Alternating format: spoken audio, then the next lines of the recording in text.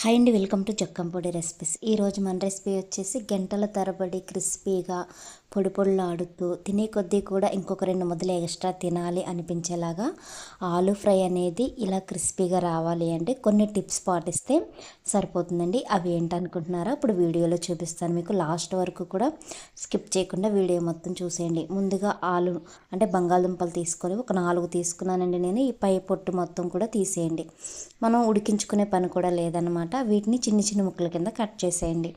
చాలాసార్లు మనం ఆలు ఫ్రై చేద్దాము అనుకుంటాం, కానీ అది మెత్తగా అయిపోవడము, దగ్గరికి వచ్చేసి గుజ్జులాగా అయిపోవడము జరుగుతుంది కదా. అలా జరగకుండా మనకి ఏ ముక్కకు ఆ ముక్క పొడి పొడిలాడుతూ రావాలంటే నేను చెప్పబోయే ఈ చిన్న చిన్న టిప్స్ అనేవి పాటించి చేయండి.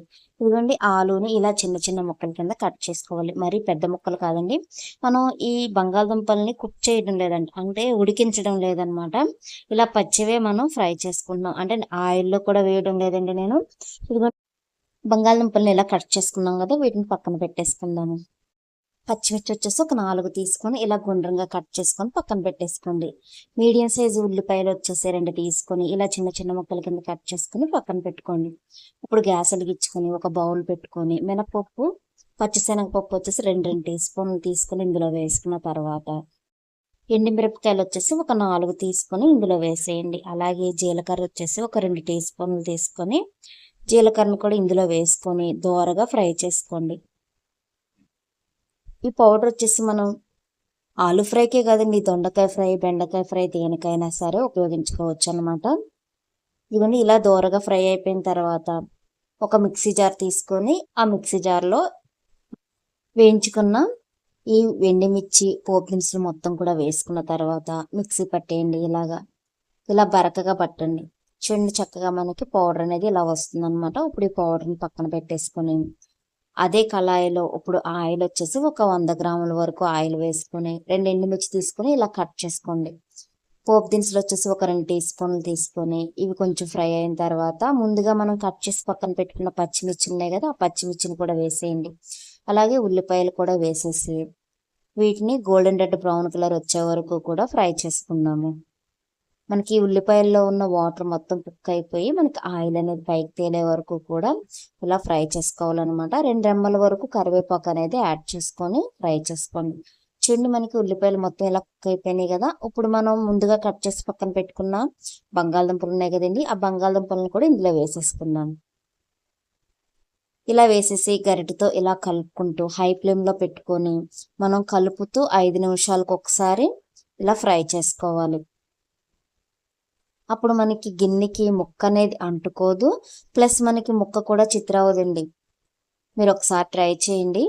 చూడండి, 5 నిమిషాలకు ఒకసారి ఇలా కలుపుకుంటూ, అంటే స్లోగా కలుపుకోవాలన్నమాట. ఇప్పుడు ఇలా ఫ్రై అయిన తర్వాత పసుపు వచ్చేసి 1 టీ స్పూను, సాల్ట్ వచ్చేసి ఒక 2 టీ స్పూన్ల వరకు వేసుకొని, కారం వచ్చేసి మీరు తక్కువ కారం తినేవారైతే 1 టీ స్పూన్ సరిపోతుంది. కొంచెం స్పైసీగా కావాలంటే ఇంకొక 1/2 టీ స్పూన్ కూడా యాడ్ చేసుకోవచ్చు. మనం ఆల్రెడీ పచ్చిమిర్చి యాడ్ చేసాం కాబట్టి నేను 1 టీ స్పూన్ వరకు యాడ్ చేశాను.